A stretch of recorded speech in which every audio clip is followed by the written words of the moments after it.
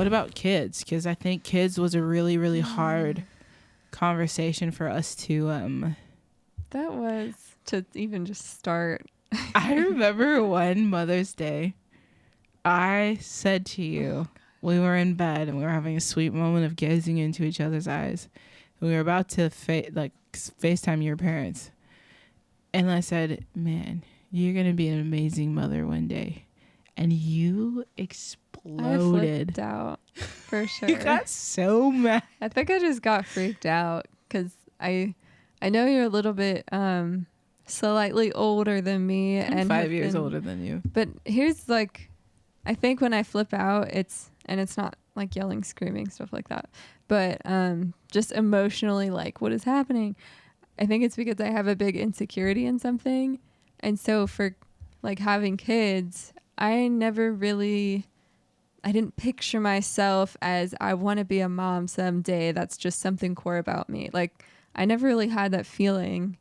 And so I think looking around, you see those women that are like, I really, really wanted to be a mom, that kind of stuff. And I admire that. And I wish I had that. And so I think it was just an insecurity of like, why don't I feel that? I do, I picture our lives down the road, having a family. Like, I do have family that they don't have kids and they're happy and they're traveling and stuff like that. But I'm like, that's not us. But it felt very big and confusing for me. So, and you had a different perspective. And so us together was like, what's happening? I guess for me, well, to be fair with everything, this was like a few months after we were married. So okay, which is it's the like very time. early. I don't know. I think it's early. It's probably a good. I mean, you're supposed to talk about kids before you get married, anyways. Which we did. We talked about kids. Maybe you were like, I want to be a mom someday. Yeah, I think that's what you said. I guess. I think it just sounds really hard. It sounds really invasive to your life in a good way, obviously, but in a scary way too. So, but we say sometimes not in a good way.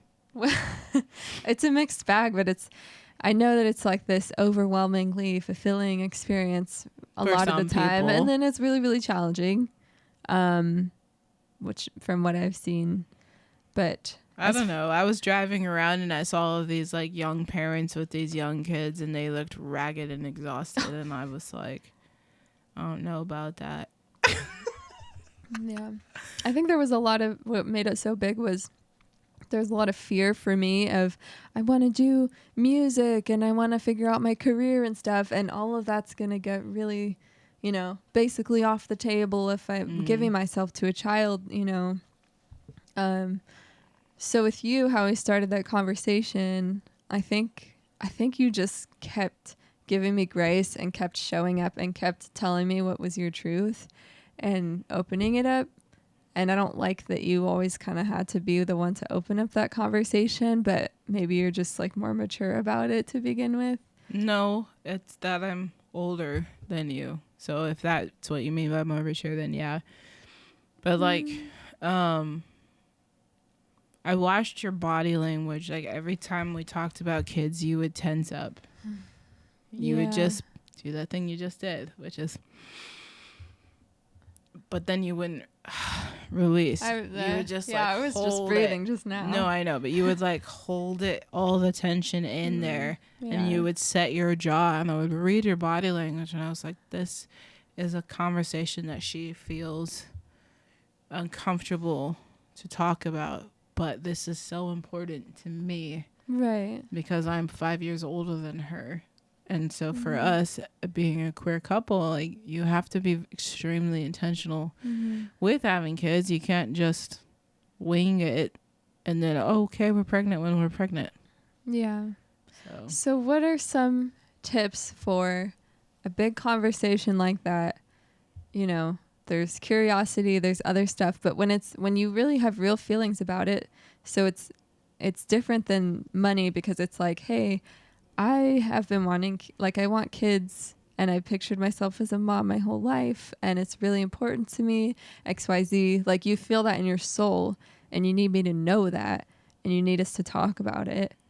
And I need to picture our future and all of that stuff. So like, how do you start that? Because it's not just like a nice little curiosity, like, oh, do you want kids? Like, it's I don't know. Yeah.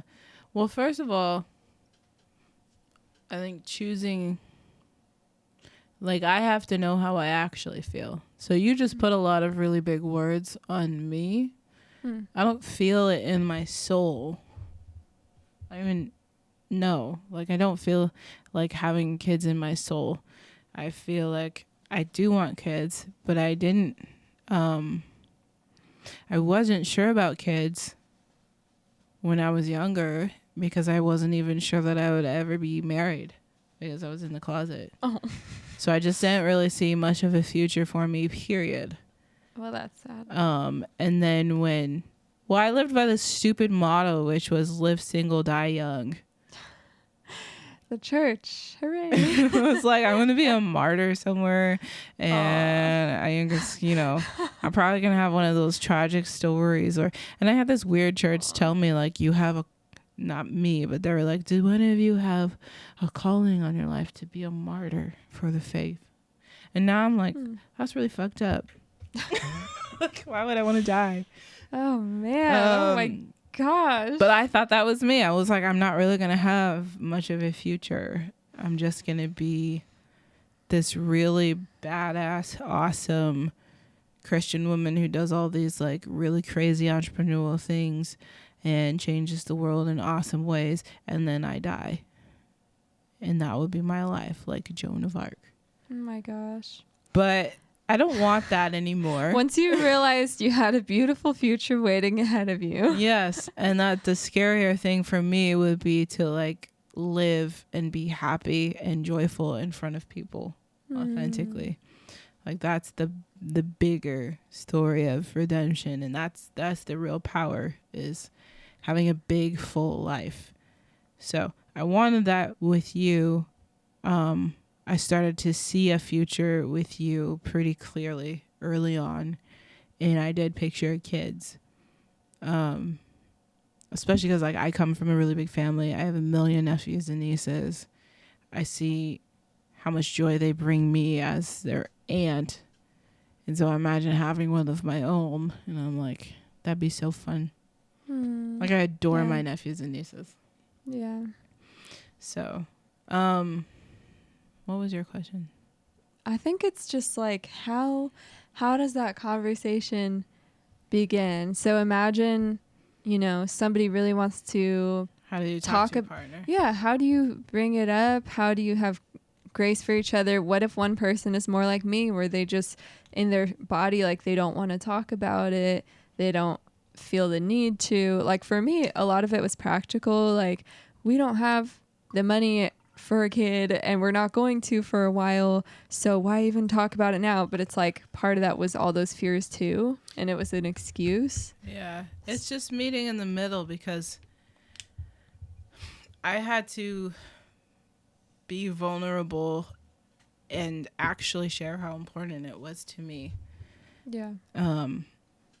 I even, just being real with you guys, I even told Megan at one point, well, if you don't want kids, I wish you would have told me that before we got married, because that would have been a deal breaker for me. Yeah. And I didn't feel that way, but I know the way I was coming off was probably like it was like years of us not being allowed to talk about it. Just having a hard time with it. Yeah. Yeah. So it was both like me coming to terms with what I actually wanted and knowing what I wanted and why and who I wanted it with. And then also listening to you, because all of your fears were also really valid. And you are not like me, where you just want to dream about the future. You want to be practical. You want to actually have the tools to build the thing that you're dreaming about. And if you don't have the tools to build it, then it kind of makes you sad to talk about it. Yeah. And I also will say part of all of those fears had to do with not having a lot of role models for what we want to do, of like having successful like careers, being musicians, stuff like that, just like building up Still having our dreams. Yeah, building up our legacy, doing what we're passionate about, and having children, because a lot of people in our lives, like, it's hard to not see like the big sacrifices that they've made and staying home and being a parent, or, you know, like choosing not to follow their dreams because of it. Well, you have role models who gave up their careers and their dreams to be parents. And that's like an amazing sacrifice, but it's also not one that you or I want to do. Yeah. But I might also have role models that are successful and they have kids. So it's just took a long time to even open up that conversation. One thing I will say is, in my mind, I thought we don't even need to talk about this right now. We don't need to. And a lot of people will feel that way if their partner's like, we need to talk about something important. And you're like, no, we don't need to yet. We'll just push it off. The reason you need to have these conversations now, like when you bring them up or when your partner brings them up, is because without it, you might end up getting to that point where it's not that it's too late, but like there's too much tension built up around it. Right. Like, even if you don't need to talk about it right now, even if you don't, even if it's way, way off, like, hey, let's talk about what we're doing when we're retiring. Like, who knows? Even if it feels way off, you need to sit in being uncomfortable, and your partner needs to agree to doing that too, because it's like you said, meeting each other in the middle. And if one of you isn't willing to be uncomfortable with you, then how are you going to grow together? Because that's the growing pains, right? And that's what a relationship is. It's constantly changing and shifting while you're with this other person. You can be who you are, completely happy, single. You can be who you are and completely happy just doing your own path, and you don't have to give and change the way that a relationship will change you. But if you're in a relationship, especially for like a long haul, it's going to change you, and it's going to require you to get over yourself and to be vulnerable and to be humble and listen to people. It's going to require you to get past your insecurities. That's just what love is. That's what a relationship is. That's even in friendships, you do that to an extent. So if you're choosing a relationship, you're kind of signing up for that. Yeah. And it's like knowing what you're worth and what you're not willing to change, but also knowing that we all grow up kind of flawed in some ways, or like our brains are all wired in different ways based off of how we grew up. And just knowing that, you might have a bad habit that you don't even know is there, or you might have a way of thinking that could be so much better. You just don't know, and it might feel wrong or like uncomfortable, but just being willing to question, like not being like, oh, I'm going to change just like that, but like being willing to question, is what I'm feeling true? Is what I'm feeling good? If I change it, will it be bad? Like just questioning yourself instead of just like, well, my partner's putting so much pressure on me, or my partner's doing X, Y, Z. Yeah. And I think a big thing to remember is when you're having these big conversations of whether they're about like, where are we going to live? How are we going to save money if we are? Like, are we going to have kids? All of those questions are about building something together. So you have to decide if you want to build something with that person. And if you do, and they do, this is how it goes. Yep. This is how it goes. You just get over yourself. You do. You start to see and respect the other person more, and you bring yourself to the table humbly. And on both ends. Yeah, and there's room for their fears. There's room for their fears, and there's room for the insecurities, because when I bring out my fears and my insecurities and my childhood trauma, my wife goes, that makes sense. And here's why we don't need to worry about that today. You know, it's like, it's healing. It grows me up and it changes me. And it's good. It's good to have those hard and beautiful conversations, because I can tell you what we have today is different than what we had 3 years ago when we got married, or 5 years ago when we got together. And it's because we built this, what we have now, together. We're so much stronger. We have so much. That's the thing, is it's going to be hard to have those really big conversations, but it just, hopefully, if you're with the right person, and if you're right together and you build each other up and you're your best versions with each other, then like those big conversations get easier and easier and easier. And sometimes, like us, it'll take a few years of little conversations to be like, okay, we're kind of all right talking about kids and talking. So it's just kind of like chipping away at these big things that it just gets easier. So I think there's that hope.